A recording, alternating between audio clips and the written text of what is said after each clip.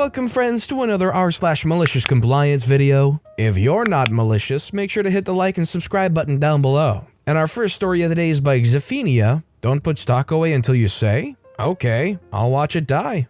I worked for a small independent greengrocers that had a boom of business during the first lockdown, and so brought me on to help deal with orders, organizing their website, and general admin. I'm the sort of person who likes to get stuck into things wherever I work, and so slowly, I started doing bits that were not really my job description, but helped other staff out. One of these roles was to put stock away and rotate it in the fridges. Every morning, we would get a delivery of fresh fruit and veg. I'm talking about 6 pallets worth of stuff. I would have to go through it, take it to the correct fridge, and basically put it behind the older stuff so that shelves are being stocked with the oldest produce first.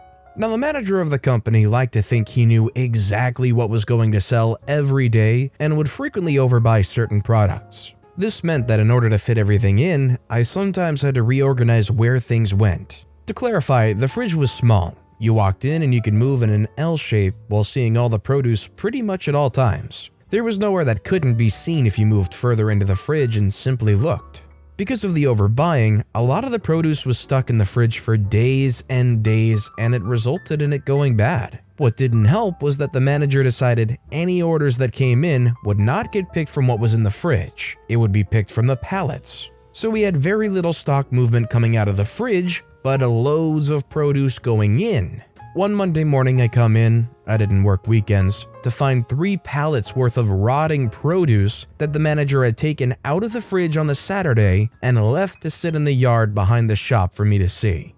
He claimed that I'd been hiding the produce, so the shop assistants weren't able to stock the shelves with the older produce, and this resulted in a lot of waste. I took a quick look at the stuff and, as expected, it was the products that had been overbought. I tried to say as nicely as possible that there was no way I could have hidden it, and the reason a lot of it was wasted was because we had too much to begin with. But the manager could never be wrong, so he told me from now on not to put any stock away unless he approved it. Cue compliance. Next day I come in and it's a scorcher. Very hot for the UK, one of the hottest of the year. I see the stock sat outside on pallets and can even see some of it sweating already, despite only being out about 15 minutes before I arrived. Normally I would get straight on it and start putting it away, but I hadn't been asked to yet, so I went up to the office and got on with some admin. Turns out the manager had an appointment that day until around lunchtime, approximately 5 hours after I arrived, and turned up to find 5 pallets of produce, around 4,000 in value, all nicely baking in the sun. The smell was not great, all soft fruits, berries mostly, had to be thrown immediately, and based on how warm most of it was, only the stuff that had been placed lower down and in the center of the pallets was even viable to save. The manager called me into his office and phoned the owner of the company so I could explain why we had lost so much produce that day, and you know what? I did just that. My conversation with the owner was short and sweet, and I had no negative consequences come from it. The manager was given a warning, which, as he had been pulled up for other issues previously, was a written warning and put him closer to being let go. He stayed another 6 weeks before deciding this wasn't the job for him. As for putting the produce away, when I came in the next day, I didn't even ask. I just got on with it as normal. Is this a situation where you have to just kind of put the almost certain reaction of the manager aside and just try and break through to them as much as possible that what they're doing is causing all these issues? Or do you think what OP did was the correct thing and just kept going on with it until the inevitable outcome? Let me know what you think in the comments down below. Our next story is by Dangoy. Only for team leaders and up? Sure thing. We had a meeting this week and the new manager advised me that the tasks and queries sent on our group mailbox can only be done by team leaders and up. Since I'm only a senior team member, it automatically excluded me on the tasks. This means less work for me and I can focus on more urgent items on our queue. So another team sends like 5 urgent items on our mailbox. I saw it, but since I was instructed not to touch those items, I didn't work on it. Just following instructions, boss. This resulted into having a lot of complaints from other teams who are relying on us to complete their request before they can complete theirs. Missed deals, payments, and whatnot. My manager told me, why is the mailbox not being monitored? Cue malicious compliance. I said since I'm not allowed to complete tasks from the mailbox, I figured that I no longer have to monitor it since his instruction is that only team leaders and up can work on it. He was unable to say anything because it was his instruction and I'm only following his orders. Sorry boss, you told me not to work on the mailbox items. I'm just following your instructions. Update, so it lasted 3 days. Today he has to go back on his words and asked me to work on the mailbox items. He was swamped with queries and urgent items, so he had to ask for my help. This is literally a situation where your boss goes, "Stop working so hard, stop doing all these tasks." Literally saying, "Do less work." It's like, yeah, okay boss. Our next story is by TTBMIPS. Strict professor wants me to prove that I'm trying to improve my grades. I'll give her just that. When I was a freshman in college, I had a maths teacher who was very strict about how she taught and how she expected us to learn. For example, she would force students to take notes, and if they didn't, she would make them leave. During our midterm exam, someone asked how much time was left and she said 5 minutes. At this point, I was only halfway done with the test, so I rushed and finished it barely in time. Me and most other students delivered the test and left the room. When I checked my phone, I realized there was another 20 minutes left. The students who hadn't finished in time told me that after we left, she realized that she read the clock wrong and gave them another 20 minutes that me and the others didn't have. I've always been pretty good at math, but obviously after rushing half the test, I didn't get a good grade. The part I didn't rush was perfect though.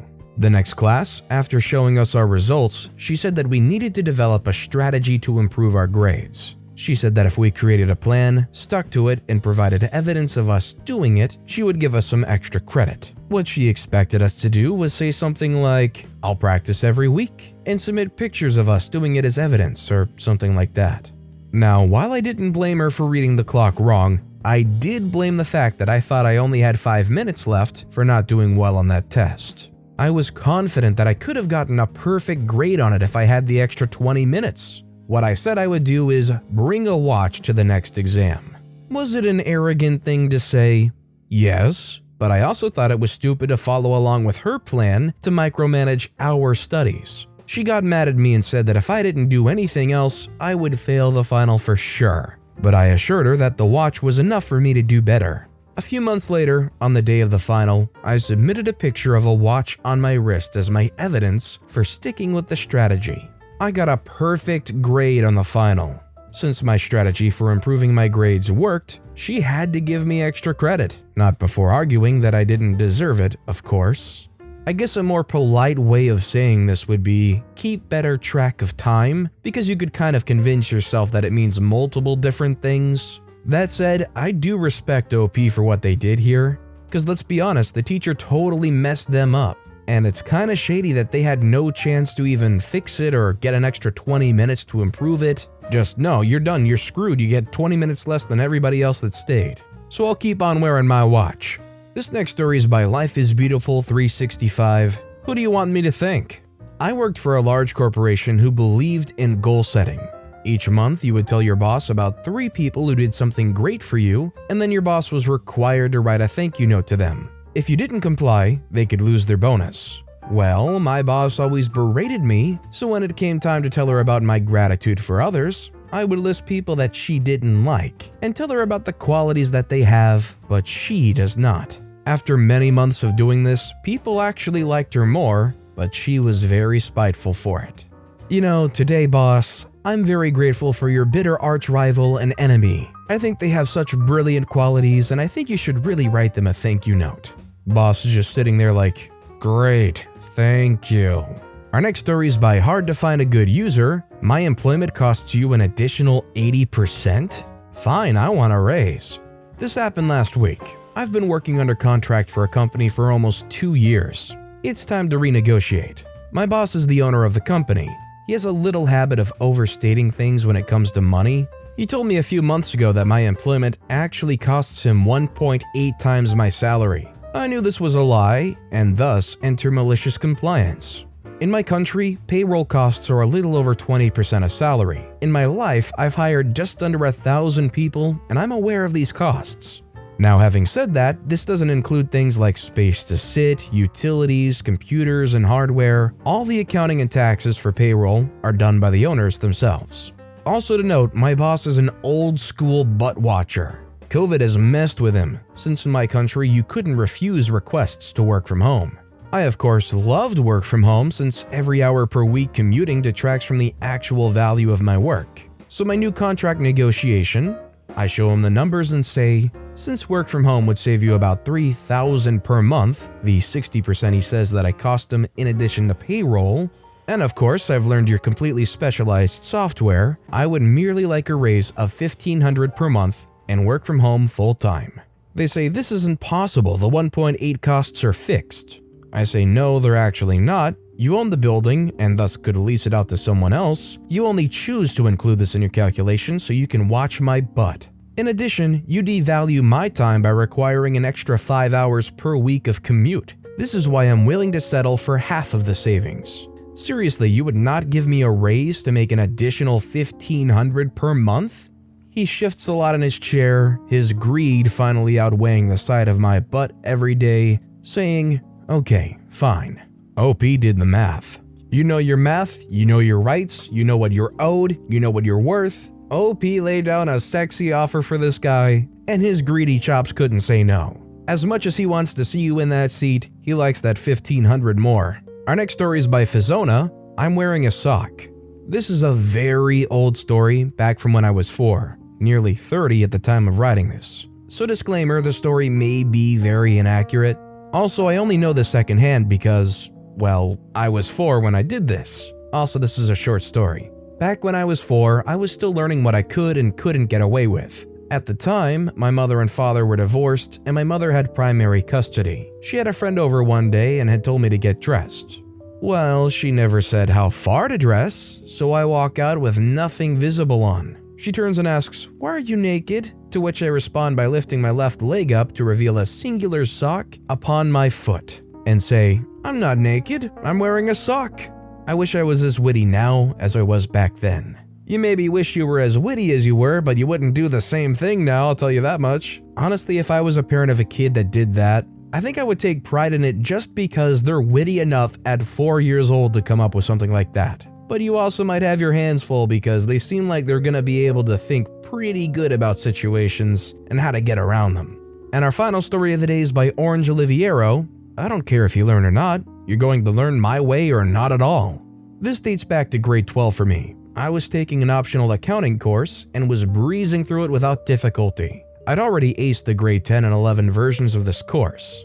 I've always been able to ace every course I take without even a minute of studying. Basically, if I learned the concept, it stayed learned. This persisted through university, even with quantum physics.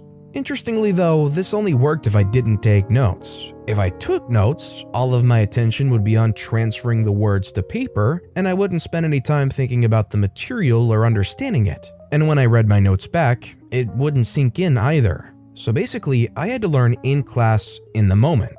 The first day of class, the teacher assigns the first chapter of the textbook as reading. I did read it, and the next day of class, the teacher just starts writing out the first chapter onto the blackboard verbatim.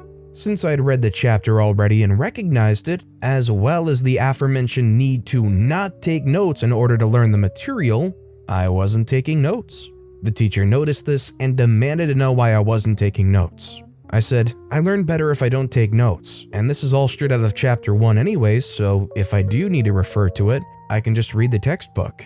They say, I don't care if you learn or not, you're going to learn my way or not at all. I say, fine, whatever. So I took out my pristine notebook and wrote down the first notes ever. At the end of class, I made sure to get my teacher's attention, and when I did, without breaking eye contact, I ripped the pages out of my notebook and asked him where the recycling bin was.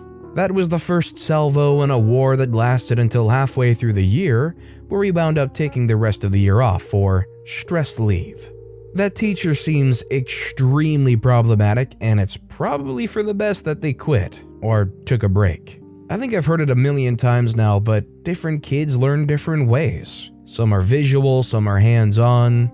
Just because you write down notes and you can refer to them doesn't guarantee that you're going to learn the material the most efficient way. Kudos to OP for knowing exactly what works for them and doing enough to get by here, but not letting this teacher tank their own performance because they demand the kid learns their way. But with that being said, that's all the time we have for today. So of all these stories I've read today, which is your favorite and why? Let me know in the comments down below. And if you haven't yet, if you could like and subscribe, that would mean a lot to me. Whatever you do, whether it's liking, subscribing, turning notifications on, all of it helps grow this channel and I appreciate the heck out of it. So until next time, I'll see you all tomorrow with some more stories.